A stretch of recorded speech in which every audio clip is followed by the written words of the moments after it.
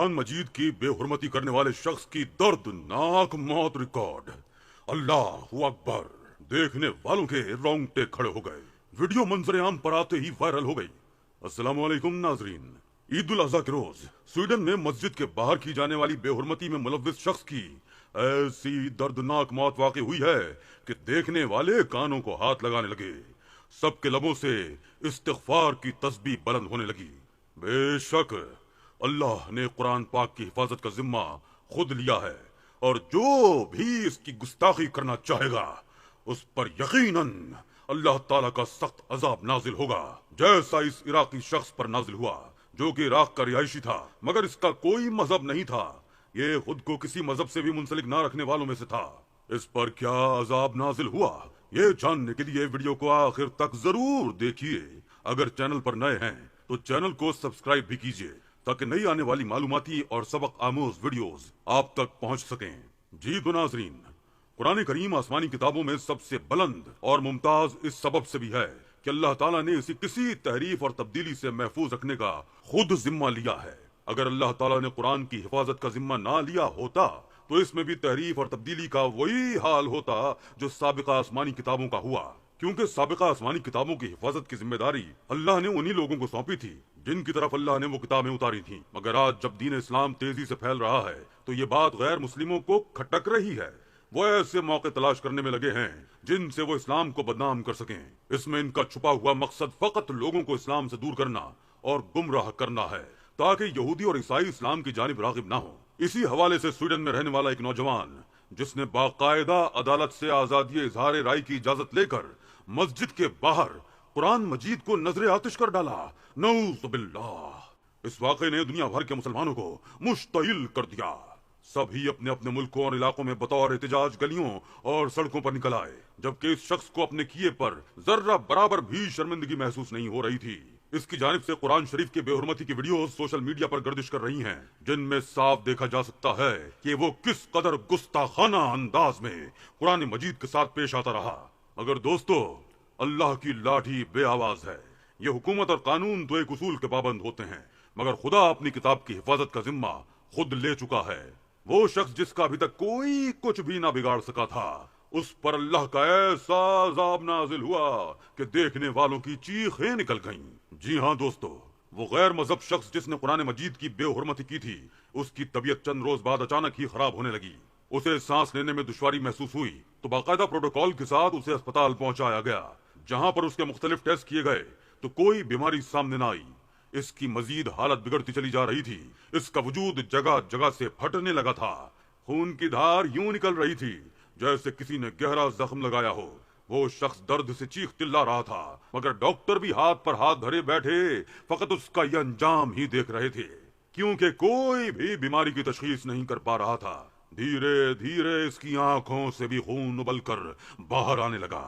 इसकी आंखें बिल्कुल सुर्ख हो गईं और जिस्म के कई हिस्सों से खून जारी हो गया।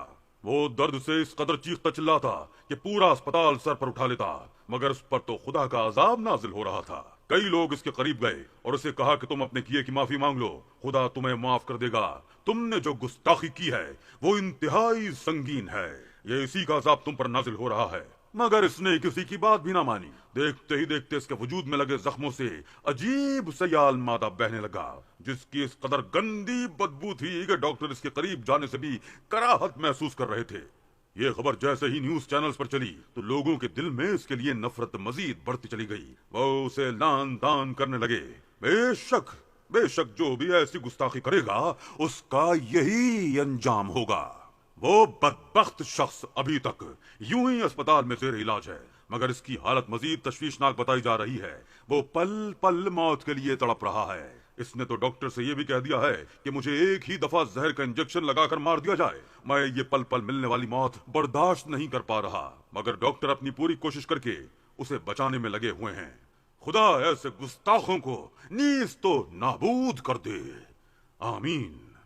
दोस्तों, कुरान करीम को इस अजीम खूबी के जरिए दूसरी आसमानी किताबों से बुलंद और मुमताज करने की हिकमत यह है कि यह आसमानी किताबों में से आखिरी किताब है और आसमानी किताबों के सिलसिले को खत्म करने वाली है। लिहाजा अल्लाह ताला ने इसकी हिफाजत के लिए ऐसे असबाब तैयार और मुहैया फरमाए हैं جو اس کے علاوہ کسی بھی اور کتاب کے لیے میسر نہیں تھے۔ ان اسباب میں سے رسول اللہ صلی اللہ علیہ وآلہ وسلم کے پہلے خلیفہ حضرت ابو بکر صدیق کا قرآن کو لکھا ہوا جمع کرنا تھا۔ ان اسباب میں سے ایک سبب یہ بھی تھا کہ رسول اللہ صلی اللہ علیہ وآلہ وسلم کے تیسرے خلیفہ حضرت عثمان ذو النورین رضی اللہ تعالیٰ عنہ نے تمام صحابہ کرام کی رضامندی سے قرآن کو ایک کتاب کی صورت میں ثابت شدہ قرأتوں کے مطابق جمع فرمایا، پھر اس کے نسخے لکھوا کر تمام ملکوں میں روانہ فرمائے۔ ان اسباب میں سے سب سے بڑا اور معجزاتی سبب قرآن مجید کو زبانی یاد کرنا ہے۔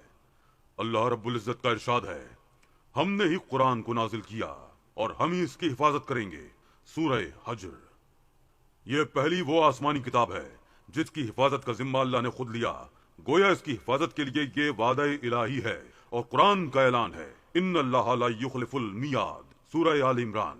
اللہ کبھی بھی وعدہ خلافی نہیں کرتا، بس اللہ نے اپنا یہ وعدہ سچ کر دکھایا اور کتاب اللہ کی حفاظت کا حیرت انگیز انتظام کیا، اس طور پر کہ اس کے الفاظ بھی محفوظ، اس کے معنی بھی محفوظ، اس کا رسم الخط بھی محفوظ، اس کی عملی صورت بھی محفوظ، اس کی زبان بھی محفوظ، اس کا ماحول بھی محفوظ، جس عظیم ہستی پر اس کا نزول ہوا اس کی سیرت بھی محفوظ اور اس کے اولین مخاطبین کی زندگیاں بھی محفوظ۔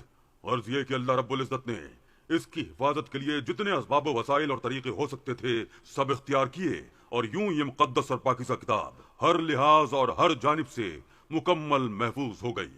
الحمدللہ آج 1400 سے زائد سال گزرنے کے بعد بھی اس میں رتی برابر بھی تغیر و تبدل نہ ہو سکا۔ لاکھ کوششیں کی گئیں مگر کوئی ایک کوشش بھی کامیاب اور کارگر ثابت نہ ہو سکی اور نہ ہی قیامت تک ہو سکتی ہے۔ پاکستان سمیت عراق، ایران، سعودی عرب اور مشرق وسطی کے دیگر ممالک نے سویڈن میں قرآن شریف کی بے حرمتی کی مذمت کرتے ہوئے خبردار کیا ہے کہ اس طرح کا عمل دنیا بھر کے مسلمانوں کے جذبات کو ٹھیس پہنچاتا ہے۔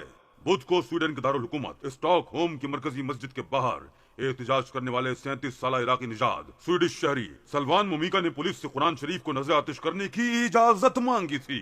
احتجاج سے پہلے مومیکا نے نیوز ایجنسی ٹی ٹی کو بتایا کہ وہ اس عمل سے آزادی اظہار کی اہمیت کو اجاگر کرنا چاہتا ہے۔ سویڈن کے دارالحکومت اسٹاک ہوم میں ایک شخص کی جانب سے قرآن شریف کے نسخے کو نظر آتش کرنے کے واقعے کی پاکستان اور ترکی سمیت متعدد مسلم ممالک نے شدید مذمت کی ہے۔ بدھ کو اسٹاک ہوم کی مرکزی مسجد کے باہر ایک شخص کی جانب سے قرآن شریف کے نسخے کو نظر آتش کیا گیا۔ قرآن مجید جلانے کے واقعے میں ایک عراقی نژاد شخص ملوث ہے جس نے اس مظاہرے کے لیے عدالت سے باقاعدہ اجازت لی تھی۔ اس واقعے پر جہاں مراکش اور اردن نے احتجاجاً اسٹاک ہوم سے اپنے سفیر واپس بلا لیے ہیں، وہیں جمعرات کے روز عراق کے دارالحکومت بغداد میں واقع سویڈن کے سفارت خانے کے کمپاؤنڈ میں مشتعل مظاہرین بھی داخل ہوئے۔ سوشل میڈیا پر شیئر کی جانے والی ویڈیوز میں درجنوں مظاہرین کو بغداد میں موجود سویڈن کے سفارت خانے کے کمپاؤنڈ میں گھومتے دیکھا جا سکتا ہے۔ جائے وقوع پر موجود خبر رساں ایجنسی AFP کے ایک فوٹوگرافر نے بتایا کہ ہجوم کچھ دیر کے لیے سفارت خانے کی عمارت میں داخل ہوا، تاہم مقامی سیکورٹی فورسز کی تعیناتی پر مشتعل ہجوم وہاں سے منتشر ہو گیا، جبکہ سویڈش حکام کی جانب سے اس نوعیت کے احتجاج کی اجازت دیے جانے پر ترکی نے سویڈن کی فوجی اتحاد نیٹو میں شمولیت کی دوبارہ مخالفت کی ہے۔ نیٹو رکنیت کے حصول کے لیے سویڈن کو ترکی کی حمایت درکار ہے۔ رواں سال جنوری کے دوران بھی سویڈن میں قرآن شریف نظر آتش کیے جانے پر مسلم ممالک نے شدید رد عمل دیا تھا، مگر افسوس صد افسوس یہ احمق لوگ ایسا کر کے فقط اپنی آخرت ہی خراب کر رہے ہیں۔ اللہ اکبر۔